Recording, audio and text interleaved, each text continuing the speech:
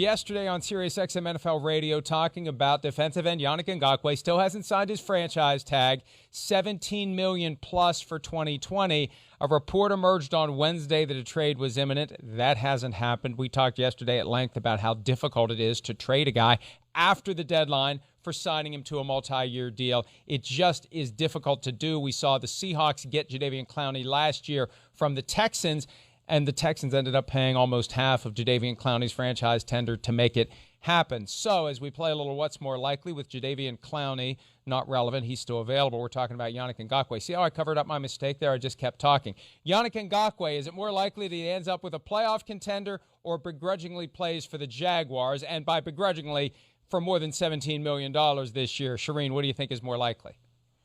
Well, first of all, I love that Dave Caldwell takes a page out of Bill Parcells' playbook and calls him the player. He never mentioned his name. Of course, maybe he can't pronounce Yannick Ngakoue, and so he chose to just call him the player. But I think the player is going to end up playing for the Jaguars for $1 million per week. He's not going to turn that down. He's going to end up showing up the week of the season opener and signing that franchise tag. You guys, you and Chris Sims made some great points yesterday about how difficult it is to trade a guy on a franchise tag who, A, has not signed the tag, but B, you can't negotiate that long-term deal with. If they're going to get something for him, it's not going to be very much. I think they're going to end up holding on to him for a year, and he'll be probably a free agent in March. And this notion that people are scoffing at the Jaguars' reluctance to trade Yannick Ngakoue for whatever they can get because they ultimately traded Jalen Ramsey last year. Remember, they got 2 first-round picks and a 4th-round pick for Jalen Ramsey. They weren't going to trade him unless and until they got what they wanted. And they're not going to trade Yannick Ngakoue unless and until they get what they want. The problem is, because you can't sign Yannick Ngakoue to a long-term deal, if you trade for him, it's going to be hard to give the Jaguars what they want and then step into the Jaguars' shoes where there's no guarantee you're going to keep him around beyond this season, and it gets very expensive in 2021 to franchise tag him a second time. All right, Aldon Smith has been out of the league for so long that the last time he played, Dak Prescott was the quarterback at Mississippi State. Dak wasn't even in the NFL the last time Aldon Smith had a Raiders helmet on. Dak Smith has gotten to see Aldon Smith in practice now that they're both members of the Dallas Cowboys. Here's Dak from Thursday talking about his impressions of his new defensive teammate. He's a man. He's a monster. Damn sure doesn't look like he hadn't played in 5 years, doesn't play like it. Energy would never tell you that. Very fortunate to have him. Very fortunate to have him on my team and not rushing me. He's going to make all of us better. He's a great player. Yeah. Dak Prescott, the one quarterback who will never have to worry about Aldon Smith this year. And Aldon Smith, his first 3 years in the NFL, he played in 43 regular season games and had 42 sacks. So what's more likely? He leads the Cowboys in sacks this year, or he plays fewer than 4 games? Whew, that's a tough one.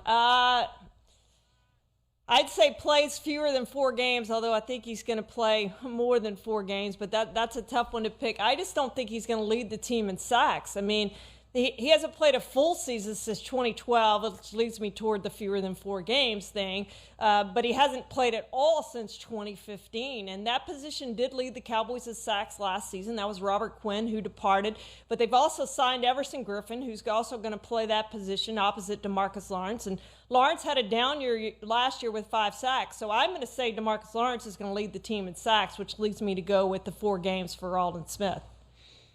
Yeah, this is one of those what's more likely choices where the middle is huge. Yeah. And I hate to say fewer than 4 games for a guy who's been fighting and scratching and clawing to get back in the NFL, but it is more likely that he plays fewer than 4 games than leads the team in sacks because of the other guys on the team. Everson Griffin, by the way, said yesterday he was named after Everson Walls. He was a Cowboys fan growing up, Charean, so he's with the team now that he always wanted to play for after 10 years in Minnesota. All right, Des Bryant used to play for the Cowboys. What's more likely? He scores a touchdown in 2020 or Antonio Brown scores a touchdown in 2020? And we have Des in there because he had a workout yesterday with the Ravens, left without a contract. Who's more likely to score a touchdown this year?